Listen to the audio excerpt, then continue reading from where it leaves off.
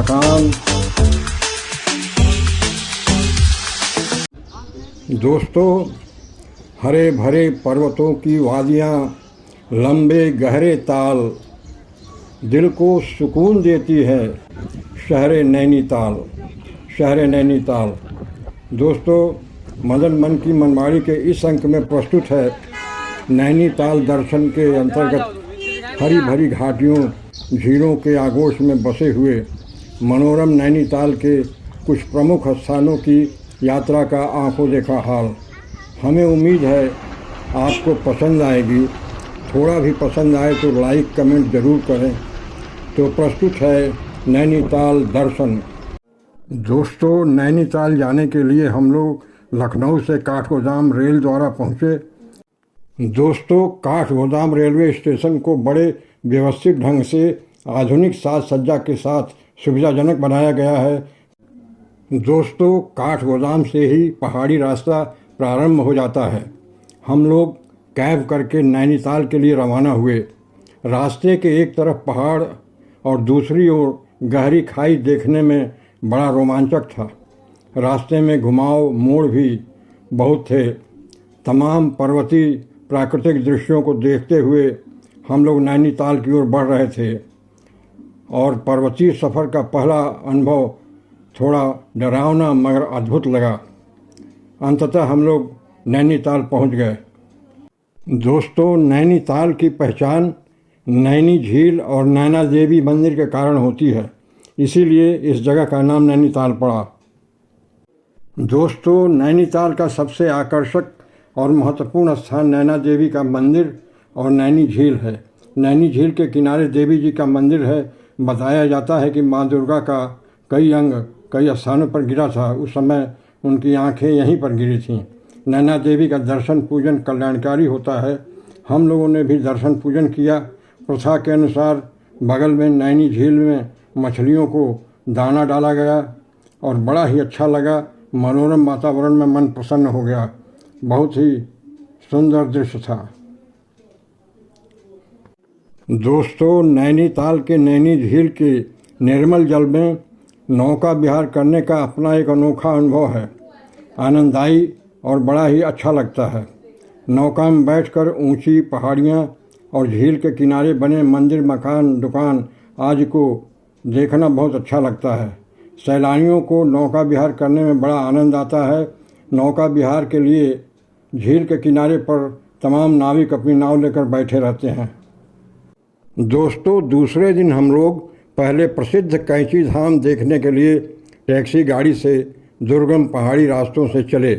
रास्तों में रोमांचक पहाड़ी रास्ते और पहाड़ी दृश्यों का अवलोकन करते हुए हम लोग बाबा नीम करौरी के कैंची धाम पहुँचे।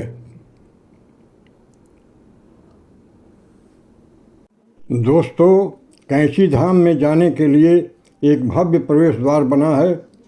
दोस्तों, यह पुराना धाम बाबा नीम करौरी महाराज द्वारा स्थापित किया गया था, जो कि हनुमान जी के परम भक्त थे। लखनऊ में भी इस धाम की एक शाखा है। धाम में मुख्यतः हनुमान जी का मंदिर है, साथ ही वैष्णव देवी का और अन्य देवताओं के मंदिर भी हैं। यह धाम अंतर्राष्ट्रीय ख्याति प्राप्त है। दोस्तों, कैंची धाम के दर्शन के पश्चात हम लोग मान्यता प्राप्त गोलू देवता के मंदिर के लिए प्रस्थान किए। रास्ते में रोमांचक पहाड़ी नज़ारे देखते हुए हम लोग गोलू देवता के मंदिर पहुंच गए। दोस्तों, गोलू देवता का मंदिर आश्चर्यजनक मान्यताओं के लिए प्रसिद्ध है। गोरखल में स्थित इस मंदिर में छोटी बड़ी हजारों घंटियां मंदिर के तमाम दीवारों, पेड़ों, खंभों में बंधी हुई दिखाई देती हैं। घंटियों से मंदिर का पूरा परिसर भरा पड़ा है। बड़ा अद्भुत लगता है। मान्यता है कि जो अपने मनोरथ सिद्धि के लिए यहाँ घंटी बांधकर जाता है, उसकी मनोकामना पूर्ण होती है। दोस्तों, नैनीताल में एक टर्निंग पॉइंट पर सड़क के किनारे कुछ टेलीस्कोप लगाए गए हैं, जिसके माध्यम से सैलानियों को हिमालय दर्शन करवाते हैं, जिसमें हिमालय की प्रसिद्ध पर्वतों की चोटी दिखाया जाता है। बड़ा अच्छा लगता है। दोस्तों, नैनीताल में तमाम दर्शनीय स्थलों के साथ उत्तर प्रदेश राजकीय वेधशाला के अंतर्गत संचालित आर्यभट्ट प्रेक्षण विज्ञान शोध संस्थान भी है, जिसे एक ऊंचे पर्वत के शिखर पर मनोरापिक नैनीताल में बनाया गया है। यह स्थान दुर्गम तो है पर दर्शनीय है, क्योंकि भारतीय नक्षत्र विज्ञान के क्षेत्र में उत्कृष्ट नमूना है। दोस्तों, नैनीताल में 2100 मीटर की ऊंचाई पर एक चिड़ियाघर भी है, जिसका नाम पंडित गोविंद वल्लभ पंत उच्च स्थलीय चिड़ियाघर नैनीताल है। ये चिड़ियाघर दुर्गम है पर बहुत दर्शनीय है, बहुत अच्छा लगता है यहाँ जा। दोस्तों, हम लोग भी चिड़ियाघर देखने गए।